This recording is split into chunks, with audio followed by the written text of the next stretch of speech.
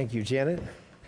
Praise team, let's pray for just a second as we continue in worship. God, I just ask that you would accept my surrender, keep me out of the way, that we might hear from you today what it is that you have to say. And for that, we thank you in advance. Amen. So we're in Mark chapter 9. We've been talking about the journey to the cross, and I want to say this. This is where in Mark's gospel, everything changes. Jesus starts talking about being crucified, starts talking about the passion. He starts talking about the road ahead, and it makes everybody nervous. And understandably so, makes everybody nervous.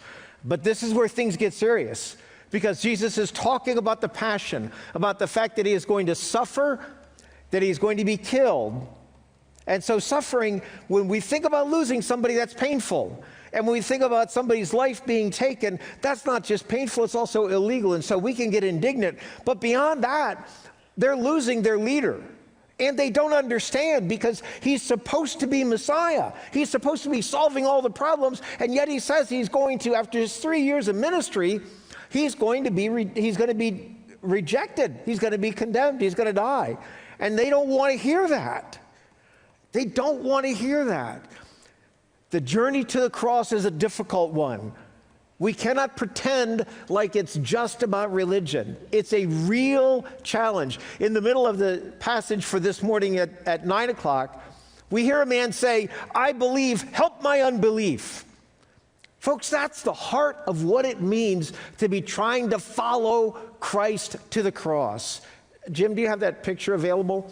We were at the lakeshore yesterday, and I was thinking about the message. Well, on Saturdays, pretty much all week, that's all I think about is what I'm going to preach. So just honest there. I don't know how well you can see this, but we were walking across, and in the middle of that, you see what looks like an arrow. I actually think it's a heron footprint, some kind of a wading bird. But anyway, it looks like a perfect arrow. But right above that, there's two footprints. They're not mine. One goes one way and one goes the other way. It's like the person standing like this. And they stomped, like they went like that right beside it. I just came across this and I thought, man, that's it. The cross is telling us to go in one way. Some of us want to go this way, then we want to go that way, and it's the same person. I want to go this way, I want to go that way, not sure. The reality is, this is partial truth for us. Sometimes we want to follow Jesus, and then we're not sure we do. Here's what's important to know. You can't trust people that aren't safe. I want you to think about the people you know in your world that you can trust, and I pray that there are some that you can. What is it about people that makes them safe to be around? Henry Cloud, a Christian and a counselor who's written lots of books for a long time, toward the end of his writing career, he's still writing, he's not gone, but anyway, wrote a book entitled Safe People, and he says in that book, and I totally understand this, it makes perfect sense to me, it's my experience. Safe people have empathy, meaning they can get inside your heart and your head and your mind and feel what you feel and not tell you to change and not give you advice and not just listen. It's not about understanding. It's about really being able to own with you the pain that you experience. As a human being, I'm limited in my empathy because if I haven't been in a circumstance like yours, it's hard for me to get inside. I can try, I can want to, but it's hard for me to get inside. The thing that we need to know about Jesus is that he manifests empathy in a powerful way on his way to the cross, because what he wants us to understand is it's good to be righteous. He wants us to be in right relationship with God. And once we're saved, once we get started on that journey, becoming more holy, doing the things that please God become important. But those principles get in the way of us starting a relationship. Because what we need to follow Christ to the cross, what we need in order to become the person that he's created us to become, is to have somebody that we can trust lead us in a relationship. Life change, positive life change, and negative life change. The horrible things that happen to people and the wonderful things happen in trusting relationships. We don't get better. We don't grow and change outside of relationships. It's not about our head. It's about our connections. And Jesus wants us to understand that the relationship that gives us life that we'll never be able to imagine on our own, he says this is not just eternal life, this is abundant abundant life. That relationship can be had with God the Father through him. And we can trust him.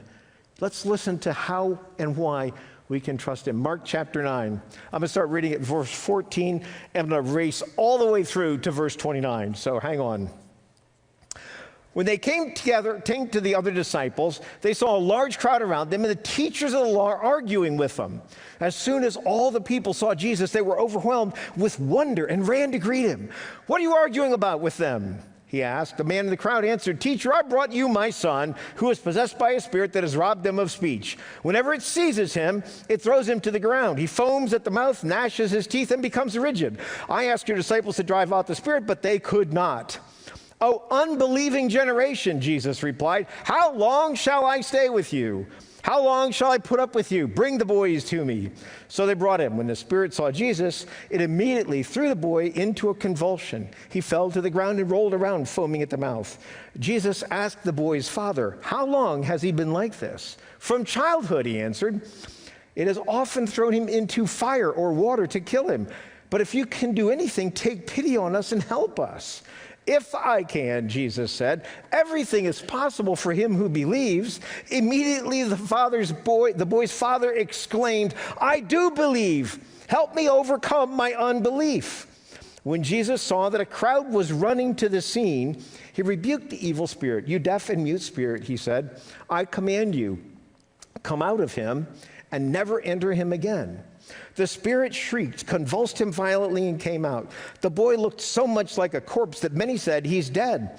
But Jesus took him by the hand and lifted him to his feet, and he stood up. After Jesus had gone indoors, his disciples asked him privately, "Why couldn't we drive it out?" He replied, "This kind can come out only by prayer."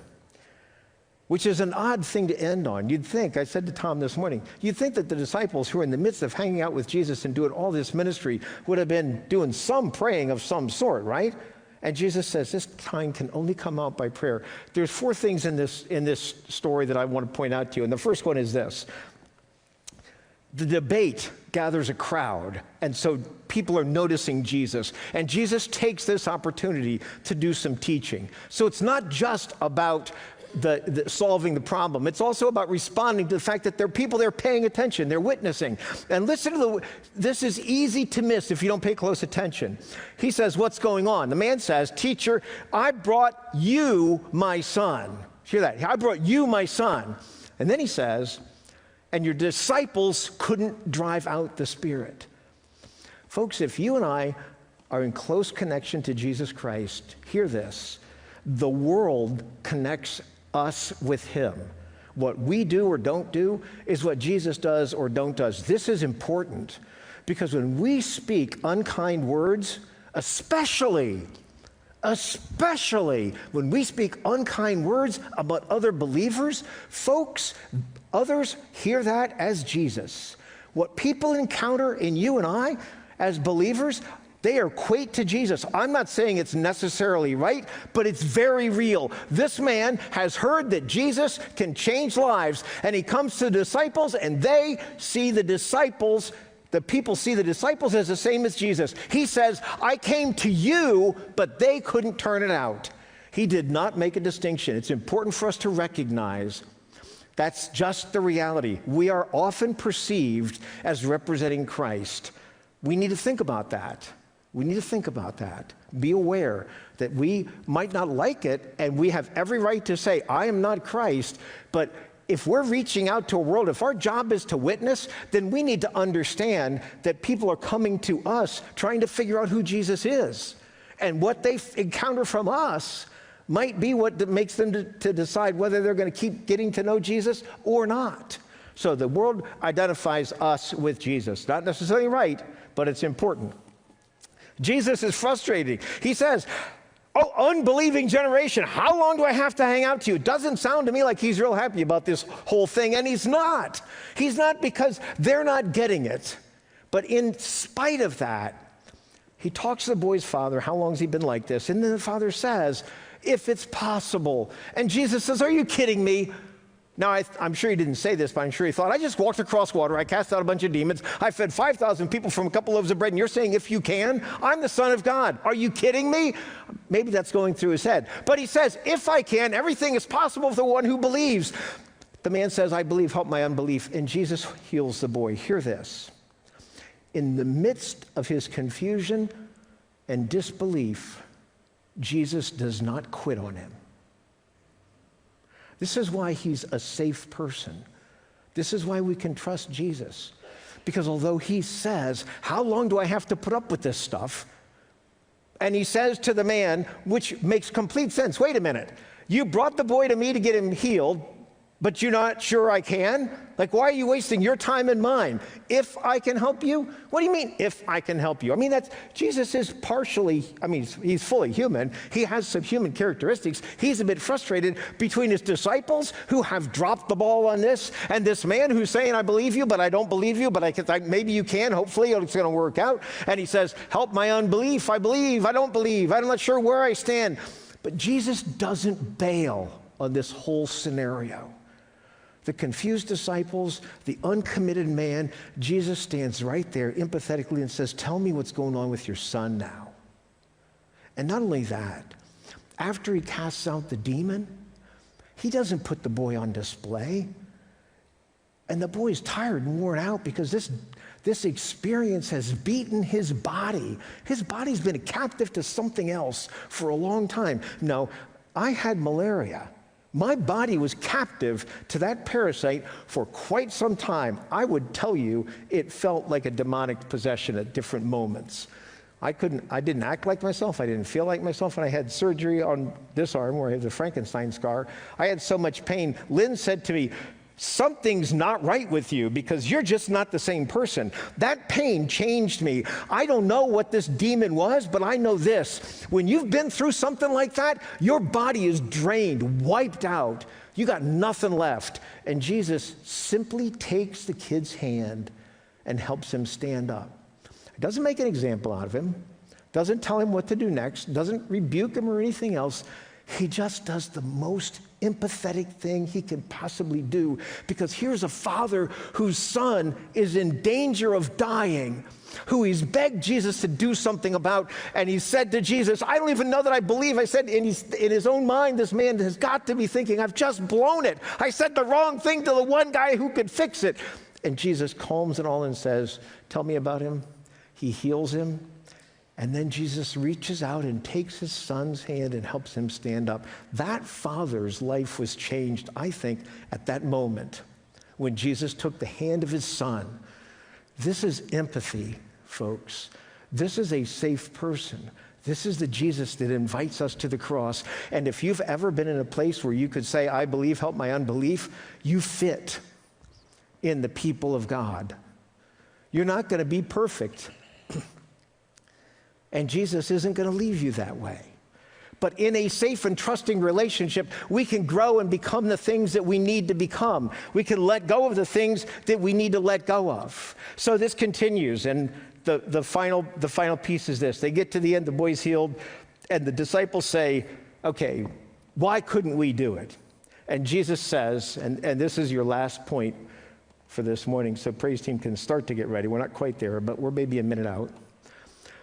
He replied, this kind can only come out by prayer. Folks, tools of the faith, practices of the faith need to be ongoing.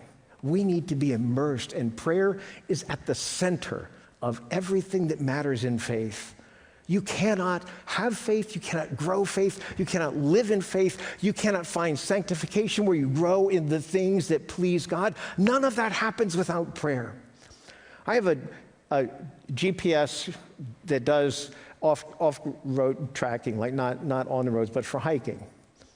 And you know what? It's great. Topographic maps shows me everything, right? Everything I need to know so that I can not get lost, or more likely get lost and find my way back. That's the more fun thing to do. But anyway, guess what happened? So I went, and we love this place in West Virginia. And I always said to people, one of the things I like about it is that when we get into Dolly Sods, we get so far in, we're off the grid, like nothing happens. So I get so far into Dolly Sods, and I go to the app, and guess what? There's no streaming service. So guess who doesn't have any idea where he really is? I mean, I had a pretty good idea where I was, but this Save Your app, this thing was going to get me. I could just wander anywhere I wanted to in Dolly Sides, 14,000 acres of wilderness. I could go anywhere I wanted to and find my way home, except I was disconnected. Folks, this is what prayer is about. It is not something that we download and save. It's a streaming service. As a matter of fact, it's the first content streaming service ever available to humanity, right? Think about it. It is a streaming service constantly offering content to us that we might grow in prayer. Rather than letting one of your many streaming channels download the same thing to you all the time, trying to convince you all at the same time to buy something, why not, free of charge, tune in to simple prayer? There's nothing complex about it. Now, I have to say, in terms of the modernization of the gospel, yes, prayer is the first and only real content streaming app that's free. I have a sweatshirt that says Moses was the first one to download content from the cloud to a tablet. I didn't make that one up, but think about prayer as a streaming service. Think about Jesus as a safe person. And praise team, we're ready to move to communion. After we share communion, on the ends of the stage, there's some brown boxes, and in those brown boxes, there's some little brown crosses. Now, these are tiny because of this, and here's the thing that I want all of us to hear and know. It is the cross that killed Christ. It's easier for us to see other people's sins as the problem. But this little tiny wooden cross represents my sin. And this sin is big enough to cost me my life, and it was big enough to cost Christ his life. And so I'm offering, if you would like, at the end of the stage after you come and take communion, there's a little wooden box on either end with a bunch of these little crosses in them. There's also a little bag of tiny, tiny chains if you want to make it like a keychain. I'll leave it to you to put that chain through that little hole. I made the holes big enough for you, though, so the chain will go through, but you get to, if you want that. I'm not going to display mine. I'm going to carry it in my pocket because this is not the cross like we have there for the world to see. This is the cross that reminds me of my journey toward the cross. And that journey began really on the Thursday night before he was crucified with a meal in the upper room.